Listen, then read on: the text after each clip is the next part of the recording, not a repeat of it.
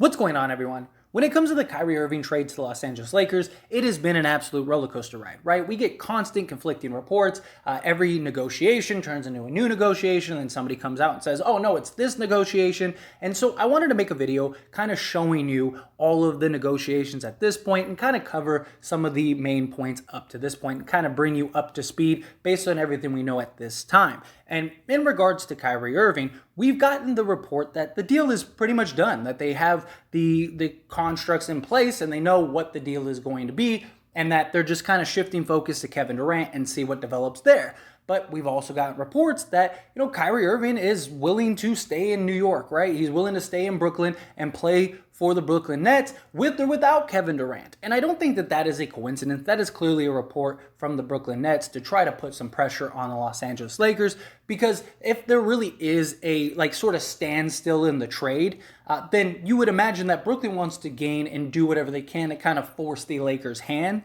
But beyond that, it's also a leverage play in the sense of even if they have an idea, okay, this is what we're going to give, this is what we're going to take, that kind of thing, until it is official, it's not official. You know what I mean? Anything could change. Components could be a factor. Another team could come out of left field. I don't think that happens, but it could. But to kind of give you an idea of all of the negotiations so far, I saw this list on an article breaking it down. And it's the Lakers-Nets back and forth trade offers. And the original offer from the Lakers was Westbrook and a first-round pick for Irving. And then the Nets originally counter-offered with Irving and Harris for Westbrook and 2 first-round picks. That was the big thing. And then we find out, that the struggle was the Harris, that the Lakers didn't want to take on Harris because 2 years, $18 million a year. They want the cap flexibility. Beyond the cap flexibility, they also have a lot of questions with Harris, right? He's coming off of ankle surgery. What type of player is he going to be? Is he even going to be able to play for them this year? So that was the Nets' original counteroffer. And then the Lakers countered again with Westbrook and Talen Horton-Tucker, a first-round pick for Irving, and Curry. So they wanted a Kyrie Irving and Seth Curry. That was the whole thing. Again, the struggle back and forth, but this time they were willing to give up a Talen Horton-Tucker. It's a young player, 21 years old, younger than some of the people drafted this year. You could grow, you could develop them. That is kind of the logic and thinking. Hey, here you go. And then the Nets counteroffered with Irving and 2 first-round picks for Russell Westbrook. The Nets is a report that we keep seeing time and time again, that the Nets are stuck on making the Lakers give up the 2 first-round picks. And that is what is holding up this trade based on countless reports. And then you hear the word that, Kyrie wants to stay in Brooklyn and all this stuff, which I don't buy at all. I mean, all signs have pointed to Kyrie wants to be a Laker. I mean, he's done everything but go in the middle of Staples Center and grab a mic and say, I'm coming to the Lakers, right? And we've seen these reports on several occasions, right? We've seen the reports where it's Dallas and Philadelphia are willing to take Kyrie Irving. And both of those teams immediately came out and said, no way, no how. Kyrie Irving isn't coming anywhere near us. And so it's okay, there's a leverage play that you tried to do that just completely fizzled immediately. What's next? And then you hear this. And then the Lakers counteroffer up until this point, based on the information we have out, is Westbrook, first-round pick, and a second-round pick for Kyrie Irving. So that is something that would kind of make sense. I do think regardless, there's going to be some interchangeable pieces, likely a third team, things like that. But in reality, I just think that the Lakers, they don't want to give up both first-round picks because they want the flexibility to go get another guy. They want to go get Buddy Hield. And if they have no first-round picks, well, then guess what? You're not going to be able to do that. But I could see this deal, if it's not already done, which I do think at least the structure is done. I think that they know what it's going to be. Hey, this is what we're going to give you. And I think that they've had a compromise. And just going off of this list, it looks like it's something that they could meet in the middle, right? The Nets want to give up Harris. I could see something where it's a first-round pick, a second-round pick, a pick swap, and then they get Joe Harris and Seth Curry. Maybe Tucker's in the deal, something like that. I also made a video earlier about how the Lakers are trying to go after Patrick Beverley. And maybe if you did a THT trade, maybe you could get another second-round pick. And if the Nets don't really want THT, they just want picks, well, if you could get another pick in the Patrick Beverley trade, you could send that to the Nets to go get Kyrie Irving, and then maybe you get Kyrie Irving, Joe Harris, and you end up with a player like Patrick Beverley, which if you're getting rid of Westbrook, well, then that makes all the sense in the world, right? Patrick Beverley would be a perfect fit next to LeBron.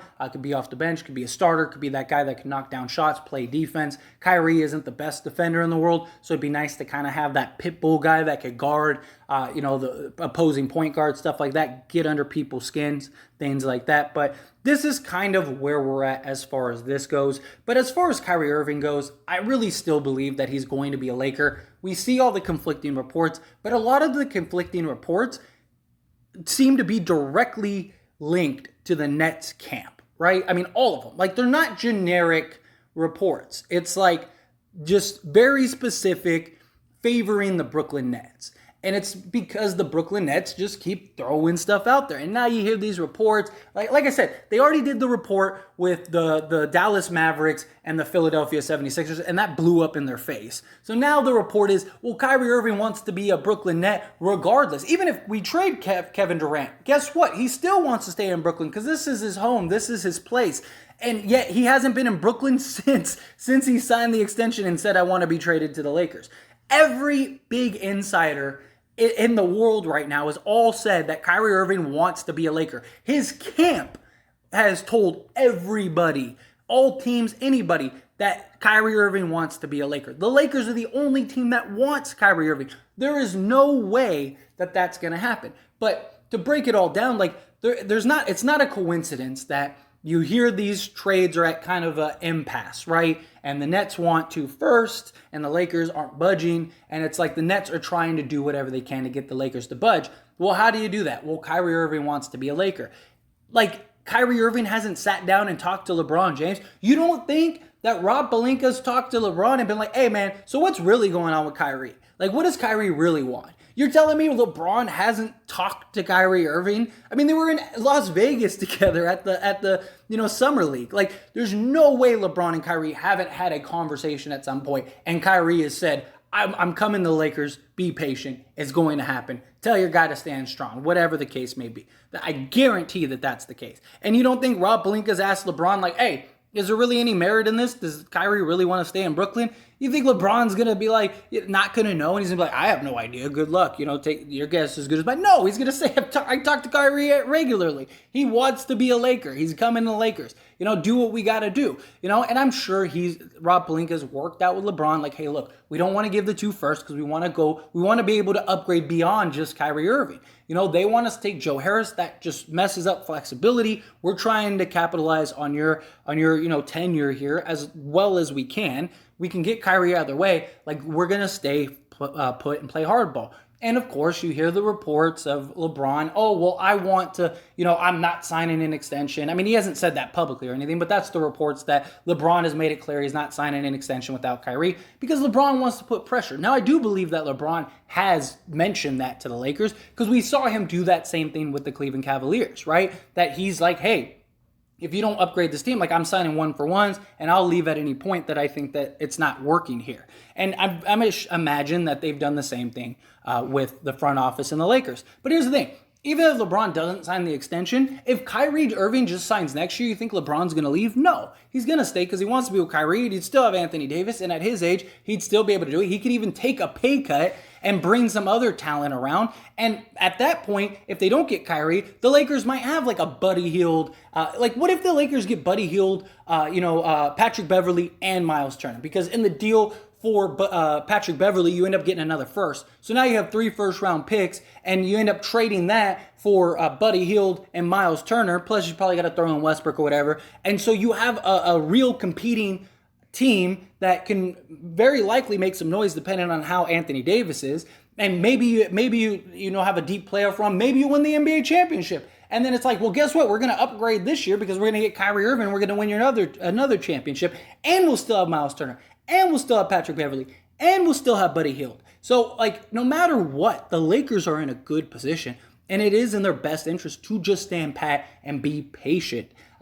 We still have a long way to go between now and September.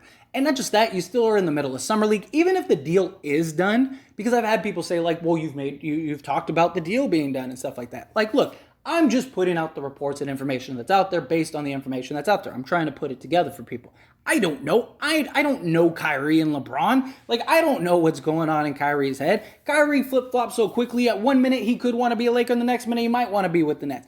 I don't know at the end of the day. But what I do know is that we are in the midst of Summer League, and if a deal is done and ready to go, they're not going to make the announcement until after Summer League. And that's why the report that the 17th will be the day that this gets final, or, around the 17th, because Summer League ends on the 17th. So that day, or the 18th or 19th, like somewhere around there, it is very likely that this deal gets announced because they don't want to take away from Summer League. As soon as this deal gets announced, this will be the biggest thing on the planet right now, sports related. And it takes completely away from Summer League. All of the stories and ESPN and all of the discussions and everything right now are all about the guys in Summer League. The NBA would want them to wait and hold it off. And that's something else we got to take in place. I might actually make a video about that in and of itself, maybe tomorrow or something like that, because I think that is a good point in and of itself. But anyway, as always, this is a discussion, so I want to hear from you. Let me know your thoughts and opinions down in the comment section below. What do you think about all this mess? Do you love it? Do you hate it? Do you enjoy these updates? Do you not? However you feel about the situation, I would love to hear your thoughts and opinions down in the comment section below. One last little shameless plug is I did start As It Stands Lakers. It is a channel just like this, dedicated to only the Lakers, because the Lakers are my favorite team. And on this channel, As It Stands, I talk about all teams, all sports, stuff like that. We have football season coming up, so I'm definitely looking forward to that as well. And I just wanted to make a dedicated channel to the Lakers to give the ins and outs. Now, all the big stuff, all the big news and stuff, I will still post here on this channel.